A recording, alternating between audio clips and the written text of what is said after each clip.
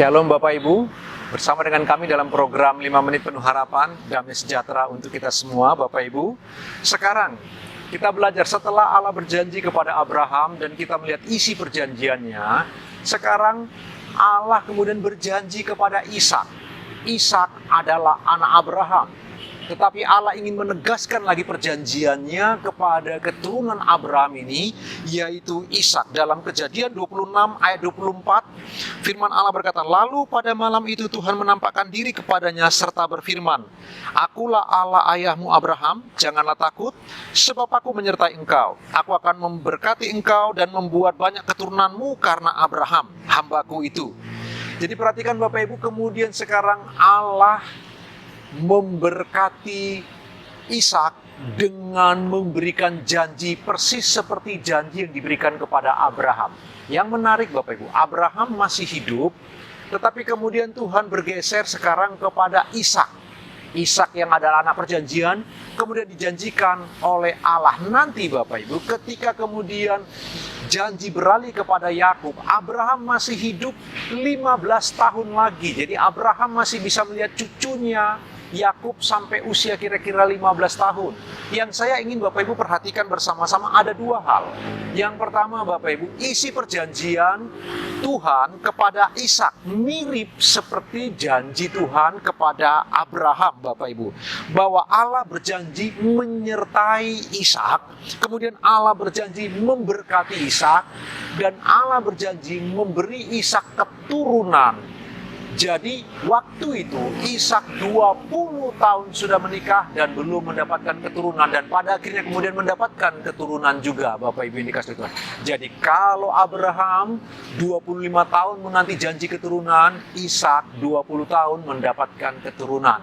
Tetapi kemudian yang kedua yang penting juga kita renungkan Bapak Ibu yang dikasihi Tuhan, bagaimana Ishak yang adalah anak perjanjian juga, lalu sekarang dia beroleh janji dari Tuhan bahwa Tuhan akan terus menyertai Ishak oleh karena janji Tuhan kepada Abraham. Bapak Ibu yang dikasihi oleh Tuhan, sebuah janji yang luar biasa yang datang kepada Abraham maupun datang kepada Ishak.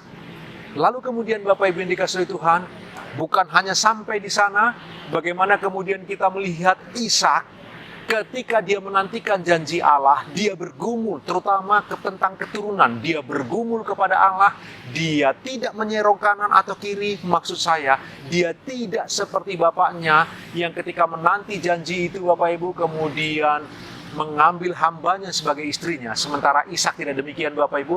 Nanti kita melihat Yakub juga, mengambil hambanya menjadi istri. Tetapi Ishak tidak demikian. Ishak bersih dari isu itu. Dia tidak menyimpang ke kanan atau ke kiri Bapak Ibu. Dia lurus saja. Dia tipikal orang yang rendah hati. Poin yang kita perlu renungkan bersama-sama, Tuhan sekarang memberi janji kepada Ishak. Sebuah janji yang kemudian Tuhan genapi luar biasa Bapak Ibu. Tuhan benar-benar menyertai Ishak. Tuhan benar-benar memberi keturunan kepada Ishak. Tuhan juga kemudian Bapak Ibu memberkati Ishak dengan luar biasa. Sehingga Ishak begitu kaya raya. Dan perhatikanlah kerendahan hatinya. Ketika dia menggali kubur, maksud saya Bapak Ibu menggali sumur, lalu kemudian diambil oleh orang, Ishak diam saja. Dia gali sumur lagi, diklaim milik orang lain lagi, dia diam saja Bapak Ibu. Beberapa kali peristiwa kita melihat Ishak menggali sumur Bapak Ibu, dan orang mengklaim sebagai miliknya dan dia membiarkan saja. Dan puncaknya, kerendahan hati kita bisa lihat ketika kemudian Ishak dibawa oleh Abraham untuk dipersembahkan kepada Allah, disembelih di Gunung Moria. Ishak diam saja. Dia tipikal orang yang begitu rendah hati dan tidak suka ribut. Mari kita melihat bersama-sama janji Allah kepada Ishak. Dan itu juga Bapak Ibu, Allah juga berjanji kepada kita. Dan jadilah orang-orang yang rendah hati. Seperti Kristus rendah hati, kita pun harus menjadi pribadi yang rendah hati. Renungkan kebenaran firman Tuhan sepanjang hari ini Bapak Ibu. Sambil Bapak Ibu beraktivitas, Tuhan Yesus memberkati.